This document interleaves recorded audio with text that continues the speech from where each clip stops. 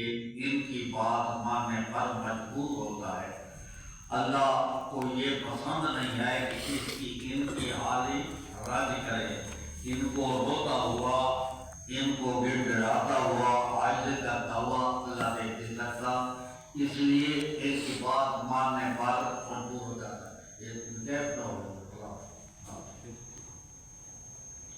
درمیان گیپ نہ ہو۔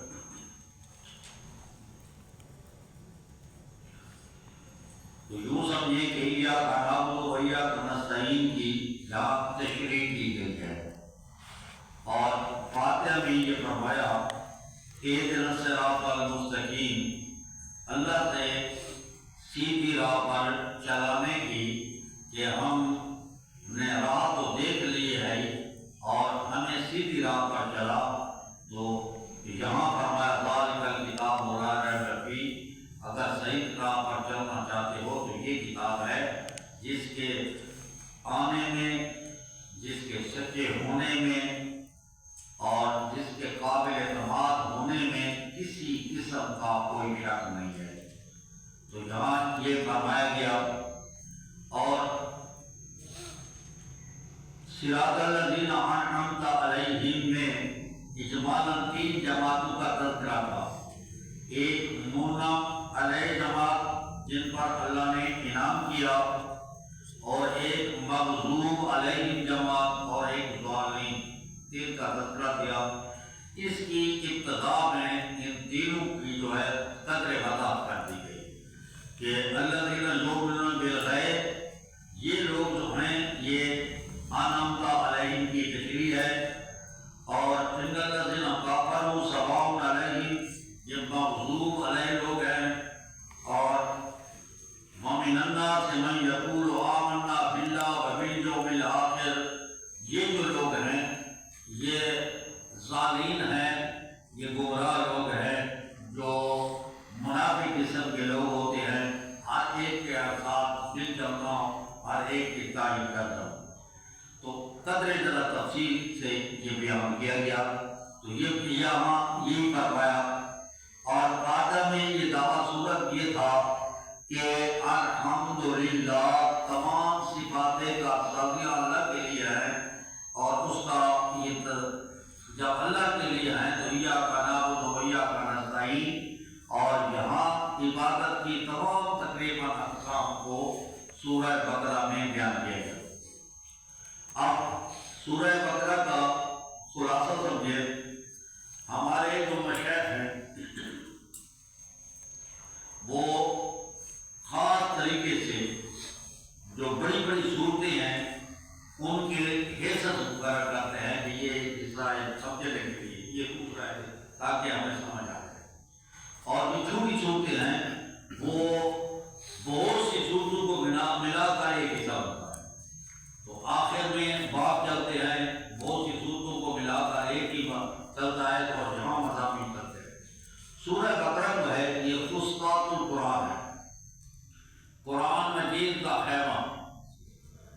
آدمی جب غیر خیمے والے لوگ ہوتے ہیں تمام ضروری چیزیں خیمے کے اندر رکھ دیتے ہیں تاکہ ان کو کسی قسم کا گزن یا نقصان نہ پہنچے۔ تو قرآن مجید کے تمام مضامین اگر کسی صورت میں ہیں تو بہت سی سورہ بقرہ ہے، سب سے بڑی صورت بھی یہ ہے، اور قرآن مجید کے تمام مضامین یہ بیان کیے گئے، یعنی یوں سمجھے کہ فاتحہ یہ فہرست ہے قرآن مجید کی، یہ باجا ہے، اور بقرہ یہ مقدمہ ہے قرآن مجید کا۔ تو یہ جو پہلے تفصیل بیان کی گئی ایاک نعبد و ایاک نستعین، یہ اس پہ دیواجہ اشارہ کیا گیا ہے کہ قرآن کا مقصد یہ ہے کہ اللہ تبارک و تعالیٰ ہی کی عبادت کی جائے، کہ مخلوق عابد ہو، اللہ معبود ہو، اور ان کا تعلق عبادت ہو۔ تو یہ ہے ایاک نعبد و ایاک نستعین میں، اور اس میں جو ہے سورہ جو ہے بقرہ میں تمام تفاصیل، تمام مضامین جو قرآن میں آگے آنے والے تھے ان کا اجمالی طور پر تذکرہ کیا گیا۔ بس یوں سمجھیں کہ قرآن مجید جو ہے یہ فاتحہ اس کو علیحدہ لکھا گیا ہے، باقی سورت سپارے علیحدہ ہے، یہ علیحدہ لکھا گیا ہے، اس لیے کہ یہ قرآن عظیم بھی ہے، سبع من المثانی بھی ہے، اور یہ سورت اس طرح نہ تورات میں اتری ہے، نہ انجیل میں اتری ہے، نہ کسی اور میں اتری ہے، اور سب سے زیادہ پڑھی جانے والی سورت جو ہے یہ فاتحہ ہے، پہلی سورت پڑھی جاتی ہے۔ اور جو اگلی سورت ہے بقرہ، تو فاتحہ کی تشریح بقرہ میں ہے اور بقرہ کی تشریح تمام سورتوں میں ہے، یعنی باقی جتنی صورتیں ہیں وہ بقرہ کے کسی مضمون کو لے کر چلتی ہیں اور کسی مضمون ہوتی ہے، اس لیے یہ تفصیل ہے۔ اور سب سے بڑی صورت بھی یہی ہے، اور مدینہ طیبہ میں یہی جو ہے پہلے صورت کی ہوتی ہے۔ اب دیکھیں ذرا کہ مکہ میں آپ کے جو مخاطبین تھے وہ تھے مشرکین مکہ، اور مشرکین مکہ کا یہ نظریہ تھا کہ نظریہ تھا وَيَعْبُدُونَ مِن دُونِ اللَّهِ مَا لَا يَضُرُّهُمْ وَلَا يَنفَعُهُمْ وَيَقُولُونَ هَؤُلَاءِ شُرَكَاؤُنَا عِندَ اللَّهِ، وہ انتہا تک کی تعظیم کرتے تھے اللہ کو چھوڑ کر، جہاں تعظیم جو اللہ کی کرنی چاہیے تھی وہ تعظیم ان کی کرتے ہیں، اور یہ اس تعظیم میں پکار والی تعظیم ہو، سجدے والی تعظیم ہو، مال والی تعظیم ہو، جو حق اللہ کا تھا وہ ان کو دیتے ہیں، وہی تعظیم کرتے ہیں اللہ کو چھوڑ کر، اور نفع نقصان کے جو ہے وہ مالک نہیں ہے، ان کے خیال میں بھی نفع نقصان کے مالک نہیں ہے، ما لا یضرهم ولا ینفعهم، حقیقتاً وہ نفع نقصان کے مالک نہیں ہے، اور فی زعمہم، ان کے خیال میں بھی نفع نقصان کے مالک نہیں ہے، اور پھر کہتے کیوں کرتے ہیں؟ وَيَقُولُونَ، وہ کہتے ہیں هَؤُلَاءِ شُرَكَاؤُنَا عِندَ اللَّهِ، یہ اللہ کے نزدیک ہمارے سفارشی ہے، یہ ہمارے خالق، مالک، رازق، مدبر یہ نہیں ہے،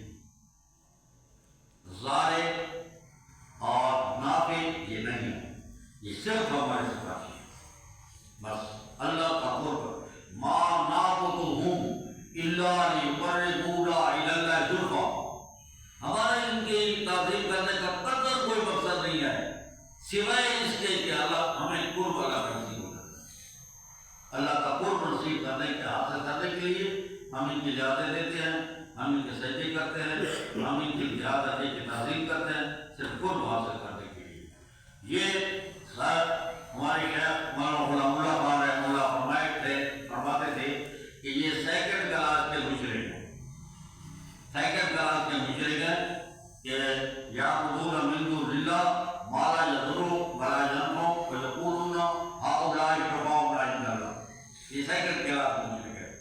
اور جب حضور صلی اللہ علیہ وسلم مدینہ تشریف لائے اس وقت اول مخاطبین اہل کتاب تھے، یعنی یہود و نصارہ، اور یہود و نصارہ یہ فرسٹ کلاس کے مشرک تھے، یہ نہیں کہتے تھے کہ یہ ہمارے سفارشی ہیں، ہؤلاء شرکاؤنا عند اللہ، یہ نہیں کہتے، اتخذوا احبارهم ورهبانهم اربابا من دون اللہ، انہوں نے اپنے پیروں کو، اپنے مولویوں کو اللہ کی جگہ انہوں نے رب بنا رکھا ہے، اللہ کی جگہ انہوں نے رب بنا رکھا ہے، یعنی یہ کہتے ہیں کہ اللہ نے ان کو سارے اختیار دے دیا ہے، والمسیح ابن مریم، اور عیسیٰ بیٹے مریم کو بھی انہوں نے رب بنایا ہوا ہے، یہ رب بنا رکھا ہے، ان کو حلال حرام کا اختیار حاصل ہے، جو یہ چاہیں وہ کر دیں، یہ اس کو رب کے ساتھ تعبیر، یعنی اللہ نے ان کو اختیارات دے دی ہے، یہ فرسٹ کلاس کے مشرک ہیں، جو یہ کہتا ہے کہ ہم جو ان کی قبور عزت پر جاتے ہیں، ہم ان کو اللہ نہیں سمجھتے، خالق مالک نہیں سمجھتے، صرف اپنی درخواست کرتے ہیں، اور اس لیے ہم ان کی نیاز دیتے ہیں، سجدے کرتے ہیں، اللہ سے بات بنوا لیتے ہیں، اللہ کو وجہ محبت کے ان کی بات ماننے پر مجبور ہوتا ہے، تو یا اللہ مجبور کا لفظ نہ کہے، اللہ ان کی بات کو مانتا ہے، مطلب یہ کہ دونوں کا، تو یہ جو ہے یہ سیکنڈ کلاس کا مشرک ہے، اور جو یہ جا کر کہتے ہیں کہ اللہ نے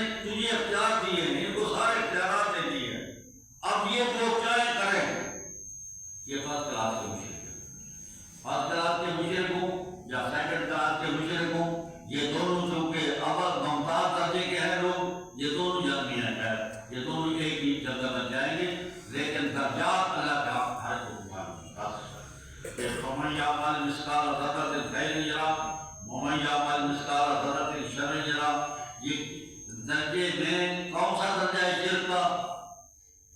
اس کا کون سا تو شرک تو ہے، شرک ہمیشہ جانی ہے، اب درجے نکلے یہ الگ ہر ایک کا اپنا اپنا درجہ ہے، اس کو معلوم ہے. دیکھیں ہر ایک کا مزاج اپنا ہے. یہ انگوٹھے کی جو یہاں لکیریں ہر کی آتی ہیں، کسی اور کے ساتھ میں کی جوتی نہیں ہے. تو ہر کا عمل اپنا عمل ہے، اور اللہ ہی جانتا ہے کہ یہ کس درجے کے ہیں اور کتنا ان کو دیا جائے اور کتنا ان کو سزا دی جائے.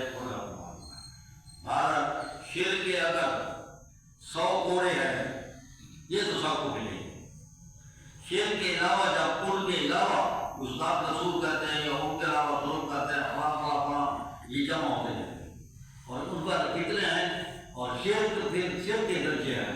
یہ سب جو کوڑے ہیں اس میں ان کو انعام کے طور پر اور کتنے کوڑے زیادہ چاہیے اور کتنا چاہیے یہ الگ معلوم ہے. تمہارا اتنی بات یہ ہے کہ مشرقین نے جو مکہ ہے وہ حوالہ اللہ کے کہتے تھے، اور جو یہود و نصارہ اہل کتاب تھے وہ کہتے ہیں کہ اللہ نے ان کو چارہ دے دی. اس لیے مکی صورتوں کی کتاب زیادہ تر شفاعت کی طرف ہے اور مدنی صورتوں کی طرف زیادہ تر جو ہے وہ شفاعت کی طرف نہیں ہے، اختیارات ہے کہ اللہ نے ان کو اختیارات دیے. مدنی طرف یہ ہے، مکی طرف یہ ہے. مکی طرف میں جو کہ زندگی مظلومانہ تھی دلائل کا زور ہوتا ہے. آپ مکی صورتوں میں پڑھیں گے بڑے بڑے عقلی دلائل ہوتے ہیں، دلائل کی طرف سے کو راغب کیا جائے گا کہ یہ دلیل ہے، یہ دلیل ہے، یہ دلیل ہے، یہ دلیل ہے. یہ مکی صورتوں میں جو دلائل کا زور. اور مدنی صورتوں میں یہ نہیں ہے. مدنی صورتوں میں پہلے کفر پھر دلیل لقد کفر الذین قالوا ان اللہ تعالی ثلاثہ، پہلے کفر کی بات اور پھر وہ. یہ ہر ایک دور چلتا ہے. یہ مکی دور آتا ہے، مدنی دور. اگر آپ کسی ایسی جگہ میں ہیں جو آپ کی مشابہت مکی دور کے ساتھ ہے، قتل بدلنے نہ لگا وہ آپ کے لیے حکمت کے خلاف ہے. وہاں دلائل کے زور دے مظلومان بنے، دلائل کا زور دے. اور جب آپ کی سرات ہو جائے اس کے باوجود ہی نہیں مانتے، پھر پہلے کفر کا فتح پھر مسلم، پہلے کفر کا فتح اور پھر غیر تو چھوڑ دو نہ درمیان فاصلہ یہ بات کیا ہوگی.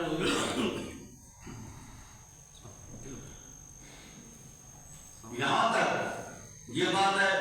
اب ہم اس کا خلاصہ یہ سورہ بقرہ کا کیا خلاصہ ہے. اس کے ہے 2.5 سپارے اور 2 سپارے اور آدھا پارہ. 2.5 سوا پارہ ایک جلد سے حصہ اول ہے اور سوا پارہ حصہ ہے. یہ ہے کہ لفی شقاق بعید، پہلا پاؤ دوسرے پارے کا. یہ جو ختم ہوتا ہے لفی شقاق بعید، یہاں سے حصہ اول شروع کرے، حصہ اول ہے اور اس سے لے کر آخر تک حصہ ثانی ہے.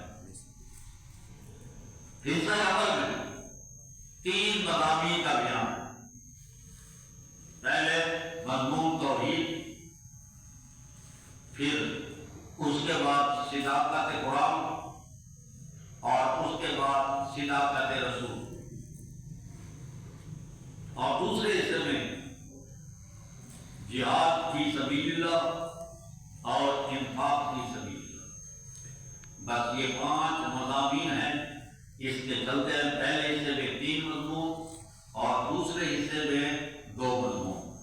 اور پہلا حصہ جو ہے پہلے پاؤ تک، دوسرے پارے کے پہلے پاؤ تک یعنی سوا پارہ یہ پہلا حصہ ہے اور سوا پارہ یہ دوسرا ہوتا ہے. اب قرآن مجید آپ ساتھ دیکھ لیں.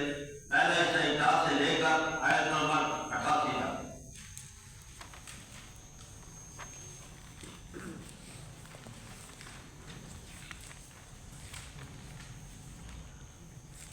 آیت نمبر 88 تک.